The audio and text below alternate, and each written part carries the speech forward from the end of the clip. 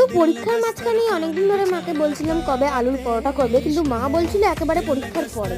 তবে লাস্ট পরীক্ষার আগে 3 দিনের ছুটি থাকায় তখন আমি বললাম যে এবার কিন্তু আলুর পরোটা করতেই হবে।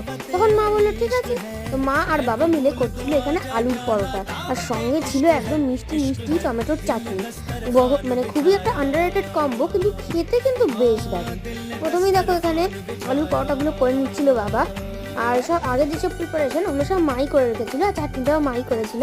এখানে বাবা শুধু এই পিঠটা করছে আর পরোটাটা করে নিচ্ছে অ্যাকচুয়ালি। তো দেখতেই পাচ্ছি, তোমাদের সাথে শেয়ার করলাম। আর পরীক্ষার আগে এরকম ব্লগ দেওয়াটা খুবই টাফ হয়ে পড়ে।